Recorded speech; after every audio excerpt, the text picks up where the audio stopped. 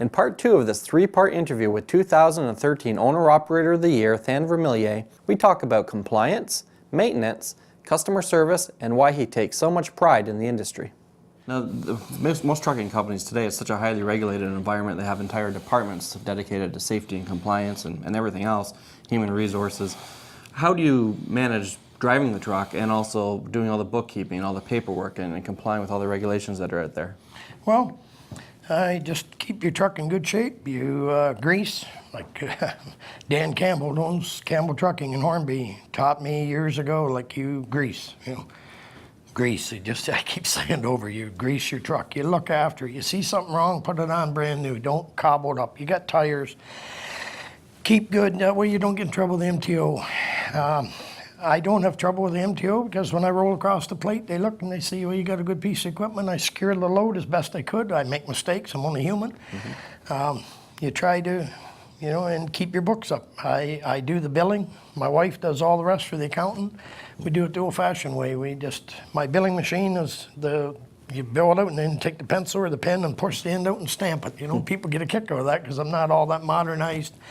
I just do things the old-fashioned way and keep on top of stuff. Don't let your equipment get down, and goes back to the same old thing, good old maintenance. And at the MTO, I pulled in the scales, and the MTO said, the strap is just on the borderline, whatever. I have spare straps right there with me, change it. Gets back to the good old, yes sir, no sir, be polite with them. And if you get out of the truck with enough tongue for 2 sets of false teeth, you're going to be in trouble. Now, your wife Dawn obviously is she's very helpful with the paperwork and that sort of thing. She's the one that put together your nomination. And what really impressed us on the selection committee was there were so many customer testimonials in there. So it appears to be working. What's the secret to making your customers that dedicated and that happy with your service? Just goes back to the good old roots. Just be honest and do the job. Be there when they need you. And if you can't be there, just tell them honestly and they'll find someone else. But, just go to your way. Dedication and service, I can't emphasize that enough. Just try to, that's where I have the advantage over the big companies is one-man show. If I say I'm there, I'm there. Now, the trucking has changed a lot in the 40 years that you've been in the business. Has it changed for the better or for the worse? For the worse.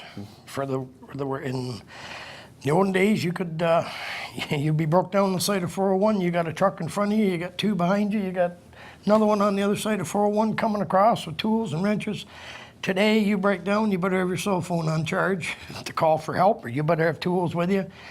Everybody goes by. The olden days, you pulled over one lane. When somebody was outside the road, you slow down. Today, you look out and you're beside your truck. Someone's coming down. You don't lean your butt out too far. Someone's going to hit it. It's changed. Nobody helps anybody anymore. On the average, for the most part, everybody's. It's just not the same. No, I feel it's a different breed out there today. Now, you, on the other hand, you've been very actively involved in the community and donating your time and your equipment to local causes and events. How important is that to you and to be an ambassador of sorts for the industry? The biggest pride somebody can have is you're driving down the road and somebody pick up the CB and say, hey, Red Eagle, like good-looking truck, For me to go in the Santa Claus parade and look out and see little kids say, nice truck, and their thumbs up, that's, I soak that right up.